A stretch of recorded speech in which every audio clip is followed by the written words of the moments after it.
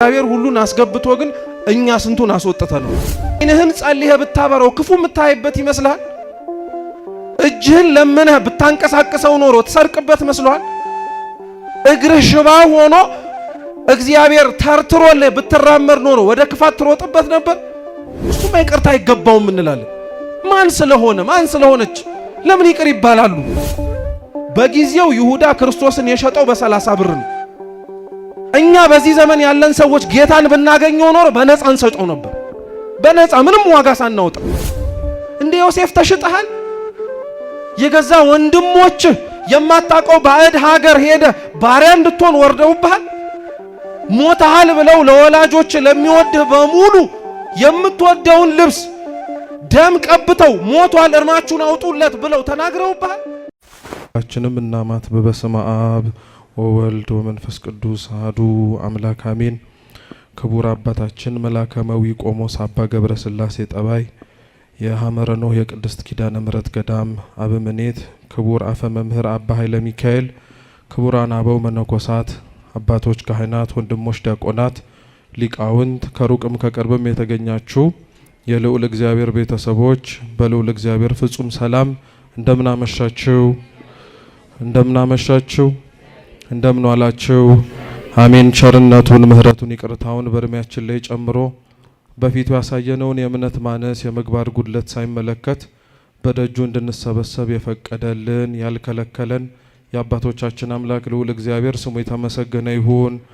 እንደ አምላካችን ቅዱስ ፈቃድ ባለችን ደቂቃ የማቴዎስ ወንጌል ምዕራፍ 18 ከቁጥር 21 ጀምሮ ባለ ክፍለ ምንባብ መነሻነት የአምላካችንን ቅዱስ ቃል እንማራለን።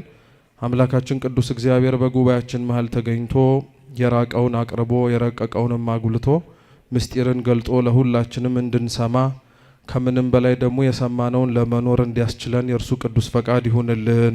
እግዚአብሔር ቅዱስ ፈቃድ ስለ ይቅርታ እንማራለን። አምላካችን ቅዱስ እግዚአብሔር በድጋሚ እንዲያስተምረን የእርሱ ቅዱስ ፈቃድ ይሁንልን።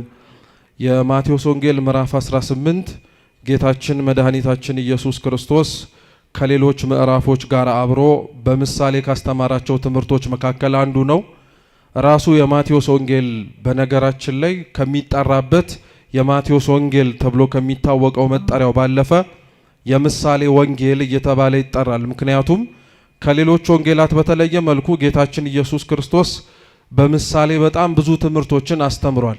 አንዱ እንኳን ሁላችን የምናውቀው በዘመነ ክረምት የምንሰማው የዘርዘሪው ምሳሌ የማቴዎስ ወንጌል ምዕራፍ 13 ላይ ያለው ከነ ትርጉሙ የማቴዎስ ወንጌል ላይ የሚገኝ ሲሆን ሌሎችም እንደዚሁ ደግሞ ጌታችን ያስተማራቸው የምሳሌ ትምህርቶች አሉ።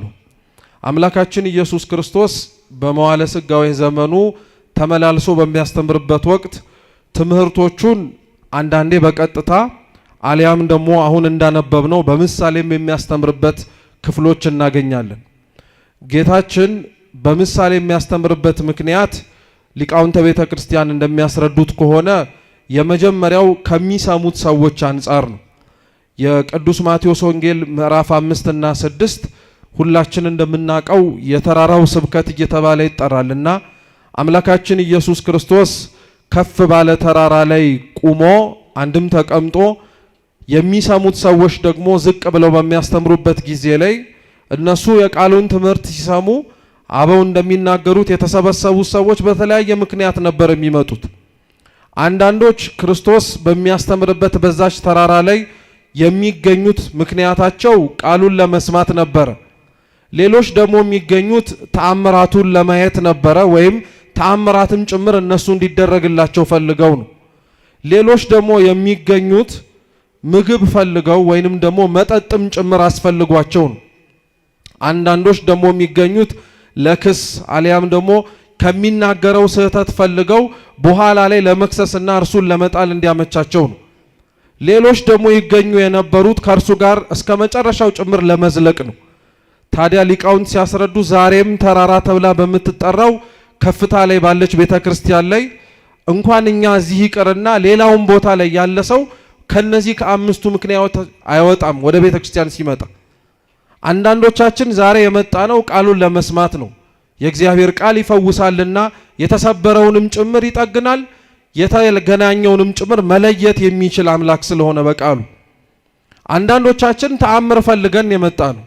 በህይወታችን ብዙ ጥያቄ ስላለን ጭንቃችንንም እግዚአብሔር አምላክ አራግፎልን የሱን ሸክም መሸከም እንድንችልና የኛን ሸክም ግን ለሱ አሸክመንና ነፃ ወተን መሄድ የምንችልበትን ህይወት ለማግኘት አለያም ደግሞ በስጋችን ጤና አተን በስጋችን ህሙም ሆነን ደዌ ይዞን የመጣን ተአምር ፈልገን የተገኘን ሰዎች አለን። ሌሎቻችን ምግብና መጠጥ ጠምቶን የመጣን ሰዎች አለን። እንደምታውቁት የጥንቷ ቤተክርስቲያን ጀምሮ እስካሁን ካሉት መጠለያ ከሚሰራበት ዋነኛው ምክንያት መካከል እኔና እናንተ ለሱባኤ ስንመጣ ወይንም ደግሞ ከቅጥረ ቤተክርስቲያን ውስጥ ቦታ ሲሞላ እንድናርፍበት ጭምር ተብሎ አይደለም። መጠለያዎች በዋነኝነት የሚሰሩት ዝክር፣ ጽዋ የሚባሉት መንፈሳዊ ማህበራት እንዲከናወኑ ለማስቻል ነው። ከዛ ከፍ ሲልም ደግሞ በእነዚህ በዝክርና በጽዋ የሚዘጋጀውን ጸበል ጻድቅን በለው ድግስን ሰርተው መብላት ለከበዳቸው እና ተርበውና ተጠምተው የሰውን እጅ በማየት የሚኖሩ የኔ ቢጤዎች መጥተው መብላት እንዲችሉ ነው። አሁን ግን ስታዩት ድግሶቻችን የጠገቡትን ከማብላት ያልዘለለ ነው እንጂ የተራቡትን የሚያስብ አይደለም። እንደ እንግዳ ግን ተቀብለን እንድናስተናግዳቸው ወንጌል እንኳን የሚያዘን እንዲህ ብድራቸውን መመለስ ለማይችሉት ሰዎች ነበር። ለዛ ነው ጌታችን ስትመጸውቱ መልሶ ሊመጸውታችሁ ለማይችል ለኔ ቢጤ ስጡት ይላል። ምክንያቱም ባለጸጋ ብታበሉት ሌላ ሊያበላችሁ የሚችል ከናንተም የተሻለ ድግስ ደግሶ መውጣት ይችላል። እናንተ እንዲያውም ባለዳ ትሆናላችሁ። ለዛ እኮ ነው ብዙ መንፈሳዊ ዝክሮች መንፈሳዊ የሆነው ጠባያቸውን አተው ፉክክርና ውድድር ከሆኑ ሰንብተዋል። እነንትና ከደገሱት የተሻለ ድግስ ለመደገስ ተብሎ ስለሚታሰብ የሌላቸውን መንገድ ላይ ወድቀው ለመብላት የሚመኙትን ሰዎች ግን ሰብስበን ብናበላቸው የተሻለ ደግሰው ሊያበሉን የሚችሉበት አቅም ስለሌላቸው እግዚአብሔር ይስጣችሁ ብለው ነው የሚወጡት። ማን ይስጣችሁ? ከዚህ በላይ ምን የተሻለ ምርቃት ያለስ ይመስላችኋል ክርስቲያኖች? እግዚአብሔር ይስጥህ ከማለት ባለፈ ለሰጠ ሰው መልሶ መስጠት የሚችለው አቅም ከኛ ሊሆን ይችላል። ከሰጠው በላይ ከፍ ያለውን ማጎናጸፍ የሚችለው ግን ማን ብቻ ነው? እግዚአብሔር ብቻ ነው። እንደነዚህ ምግብና መጠጥ ፈልገው የሚመጡ ሰዎች አሁንም ድረስ አሉ። በዚሁ በመካከል ደግሞ ክፉ ለማድረግም የሚገኝ ሰው አይጠፋም። ከሚነገረው ከሚሰማው ከሚደረጉት ማንኛውም አይነት ነገሮች አድምጦ ለራሱ ሊሆን የሚችለውን ክፋቱን ሊያራምድበት እንዲህ ብላለች እኮ ቤተክርስቲያን ብሎ ሊያጥላላበት የሚችል ምክንያት ለማግኘት ብሎ የሚሰማ ሰው አለ። ታድሎ ደግሞ እዚህ ተገኝቶ እስከ ዘላለም ሊጸናም የተጠራና ቆርጦ የመጣ አለ። ጌታችን የሚገርማችሁ ከዛ ሁሉ ምክንያት ተሰብስበው ከተገኙት ሰዎች አስተምሮ ሲጨርስ አብረውት የጸኑት 120 ሰዎች ብቻ ናቸው። ይከተለው የነበረው እኮ 5000 ህዝብ በላይ ወይም ከ5 ገበያ ህዝብ በላይ ነበር ይከተለው የነበረው፣ ሊያውም ሴቶችና ህፃናት ሳይቆጠሩ። የሚፈልጉትን ካገኙ በኋላ ከነሱ የለመኑትን ጥያቄ ከአምላካቸው ካገኙ በኋላ ግን ሊከተሉት የመረጡት 120ዎቹ ብቻ ናቸው። ለዛ ነው እንደዚሁ ሁሉ ቃሉን ሰምተው ደግሞ እስከ መጨረሻው ለመጽናት የታደሉም ጭምር አለ። አሁን ይሄን የነገርኳችሁ የመጣንበት ምክንያት ይህ ነው ለማለት ብቻ አይደለም። እንደው ስትሰሙ እንኳን አይደንቃችሁም? ክርስቶስ ከነዚህ ከመጡት ከ5ቱ ምክንያት ይዘው ከተገኙት ሰዎች አብልጦ የሚወደው ማንን ይመስላችኋል? ቃሉን ለመስማት የመጣውን ነው? ተአምር ለማየት የመጣውን ነው?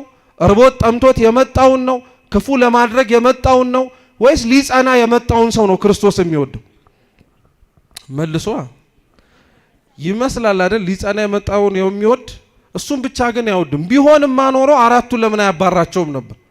ለተለያየ ምክንያት የመጡትን ካልጸናችሁ ለምን ትማራላችሁ? ካልጸናችሁ ለምን ተአምር ይደረግላችኋል?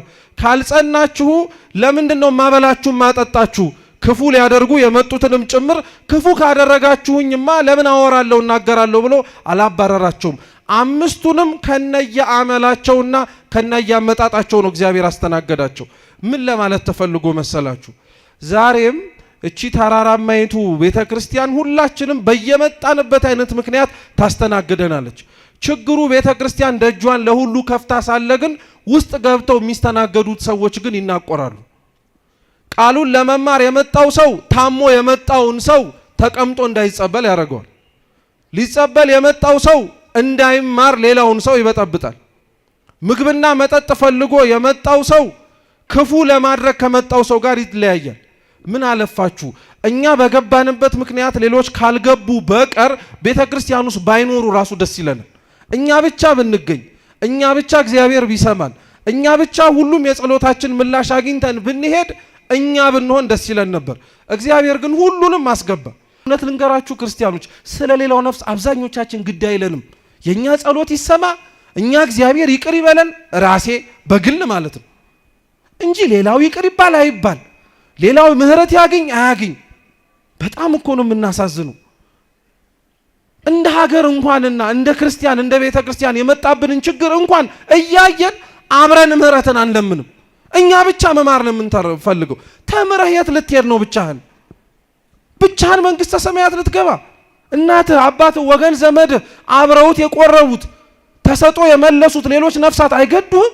አያሳስቡህም? እነሱ አባ ዮሐንስ አጼር ሲነግራት ወዲያውኑ ደነገጠች። ምን ላርግ አለችው። አብረሽኝ ነይ ውጪ አላት። ማቄን፣ ልብሴን፣ ጨርቄን የትላንትና ኃጢአቴን ይቅር ይለኝ ይሆን አይለኝ ብላ ሳታስብ፣ እኛ እኮ ኑ እንኳን ስንባል ይምረኝ ይሆን አይሆን የሚል የማስተባበያ ጥያቄ እንኳን እናቀርባለን። አንተን እንጂ መማር አለመማር የእግዚአብሔር ድርሻ ነው። ጥላው ሄደች። መንገድ ላይ ሲሄዱ መሸ። ጫካ ውስጥ እሱም በራሱ ቦታ እሷም በራሷ ቦታ ተኛች። አባ ዮሐንስ አጼር ማለዳ ሲነሳ ነፍሷ የለችም፣ ሙታለች። ምንም ሊያደርግ አይችልም። ተመልሶ ወደ ገዳሙ ሄደ። በገዳም ያሉት አበው ግን ምን አሉት መሰላችሁ? ከማን ጋር ነበረ ትላንትና ያደርከው አሉት። አትናሲያን ይዣት መጥቼ ከኃጢአቷ አስትቻት ጫካ ውስጥ ነበር የተኛቸው። አይገርምህም አሉት። አንተ የተኛህበት ጫካ ላይ ከምድር እስከ ሰማይ የተዘረጋ መሰላል የሰማይ መላእክት ሲወጡ ሲወርዱ አይተን ነበራል። ለማን? ለአትናሲያ። እግዚአብሔር ይቅር አላት ሲሉ፣ አዎ ገና ትታው ስትወጣ ነው ምህረት ያደርግላታል። ትተን ስንመጣ ምህረት የሚያደርግልን አምላክ እንደሆነ አትጠራጠሩ ክርስቲያኖች። ችግሩ እኛ ትተው የመጡንን ሰዎች ምህረት አለማድረጋችን። ደስ ይላል አይደል? እግዚአብሔር ምህረት አደረገላት ሲባል ከንፈር ያስመጥጣል ያስብላል።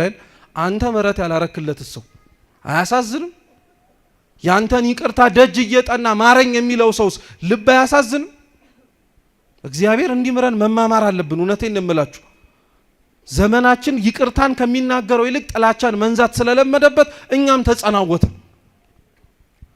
ሰው ይቅርታ ልናረግለት ከሚገባው ነገር ይልቅ ምህረት ላንዳረግለት የምንችልበትን ምክንያት በደማቅ ቀለም ነው የምንጽፈው። ሊያው በደማቅ ቀለም። እስኪ ስለ ሰው ደግ የምታስታውሱት ነገር አለ? ምን ቢባል ሊያውም የበደሉን ጥሩ ሰው ነበረ እኮ ብለን የምንጀምረው። የትላንትና ነገሩን ከመናገር ይልቅ የዛሬ የሰራውን ነገሩን መናገር እንፈልጋለን። ይቅርታችን በብዙ ነገር ታጠረ። ክርስቲያኖች ሁሉም ከላይ እስከታች ያለው በደለ እንላለን። እሺ ታዲያ ይቅርታው ከየት ይጀምር? ከሆነ ቦታ ካልጀመረ እያለን አሁንም እየጠበቅን ነው። እኛ ምን አለበት ይቅርታ ብንል? እኛ ምን አለበት ምህረት ለማድረግ ብንሄድ? ከኛ መካከል ከፍ ማለትን የሚጠላ ማንም የለም፣ ዝቅ ለማለት ግን የሚወድ ማንም የለም ጭምሩ። እና ቅዱስ ጴጥሮስ ራሱ ጠያቂውን ራሱ ይዩት እስኪ። አሁን ጴጥሮስ ስለ ምህረት የሚለምን ሰው ነው ራሱ። አይገርማችሁ? እሱ እንዳለው ክርስቶስ አዎ 3 ጊዜ ብቻ ነው እንጂ ከዛ በላይ ይቅር አትበለው ቢባል እኮ በዚህችው ቃል የሚመዘነው መጀመሪያ ጴጥሮስ ነው። ለምን? ክርስቶስን ስንት ጊዜ ክዶታል? 3 ጊዜ ዶሮ ሳይጮህ 3 ጊዜ ቢለው ኖሮ ጴጥሮስ ራሱ ምህረት አልባ ነበር፣ ጉዱ ሰርቶት ነበር። ግን አይደለም፣ ተደጋጋሚ ነው ይቅር መባል ያለብህ አለው። አያችሁት? ጴጥሮስ በካደው ልክ በጨከነበት ልክ ያበላውን እጅ እንኳን አላውቅም ብሎ በተናገረበት ልክ ምንም ሊያረግ አልፈለገም ነበር። ማረው፣ ምህረት አረገለት። እኛስ ምህረት የማናረገው ለምንድን? 2 ጓደኛሞች ነበሩ ይባላሉ። እየሰማችሁ ነው? 2 ጓደኛሞች ነበሩና እኒህ ወዳጆች ሩቅ መንገድ ወደ ገዳም ለመሄድ ተነስተው እየመጡ ነው። ልክ አሁን እናንተ እኔ ሁላችንም እንዳረግ ነው። እና እነዛ ወንድሞች በመንገድ እየተራመዱ በአንድ ጉዳይ ባነሱት ሐሳብ አይስማሙ። በጣም ነው የሚዋደዱት፣ ለዘመናት ወዳጆች ነበሩ። ዞረና አንደኛው ጓደኛ ሌላኛውን በጥፊ መታው፣ ሞቅ ያለ ጥፊ። እና ደነገጠ። እንዴ ስንት ዓመት አብረው ሲኖሩ እንኳን ሊመታው እጁን አንስቶበት የማያውቅ በጥፊ ሞቅ አረገው እና እየሄዱበት የነበረበት አሸዋ ላይ በጣም የምወደው ወንድሜ በጥፊ መታኝ ብሎ ጻፈ። ምንድነው የምትጽፈው አለው። እንዳይረሳ ነው አለው። እየሰማችሁ ነው? እንዳይረሳ በጣም የምወደው ወንድሜ በምን መታኝ አለው? በጥፊ መታኝ አለው። እሺ ብለው ትንሽ ርቀት እየሄዱ ወደ ገዳሙ መቅረብ ሲጀምሩ ያው በጥፊ የተመታው ሰውዬ ሳያስበው ወደ ውስጥ የሚስብ ጭቃ ማጥ ውስጥ ገባ እና ማጡ አላንስ ብሎት ወደ ታች እየሳበው በጣም ሲቸገር ያ በጥፊ የመታው ወንድሙ ሊሞትበት ስለሆነ ስቦ አወጣው። ከጎኑ ድንጋይ ነበር። በጣም የምወደው ወንድሜ ከሞት አተረፈኝ ብሎ ደግሞ ድንጋዩ ላይ ጻፈበት። ለምን ይሄን ጻፍከው አሉ። ያው ስላተረፍከኝ ነው አሉ። እና በጣም ያኛው በጥፊ ሲመታው የነበረው እንዲሁም ያወጣው ወንድሙ በጣም ስለደነቀው ልክ ወደ ቤተ ክርስቲያኑ ሲገቡ ጠየቀው። በጥፊ ሲመታህ ባሸዋ ላይ ነው የጻፍከው፣ ከገባህበት ገደል ሳወጣህ ድንጋይ ላይ ነው ቀርጼ የጻፍከው፣ ለምን አሉ። አሸዋው ላይ የጻፍኩት እንዲጠፋ ስለፈለኩኝ ነው አሉ። ድንጋዩ ላይ ግን የተጻፈው አይጠፋም። የብዙ ወንድሞቻችንን ኃጢአት እኛ እኮ ድንጋይ ላይ ነው የቀረጽነው እንዳይጠፋ። በደላቸው መልካም ስራቸውንስ አሸዋው ላይ። እንዲህ ከመሆን እግዚአብሔር አምላክ ይሰውረን። ያስተማረን የመከረን የአባቶቻችን አምላክ ልዑል እግዚአብሔር ስሙ የተመሰገነ ይሁን። የሰማነውን በልቦናችን ሰሌዳ ይጻፍልን።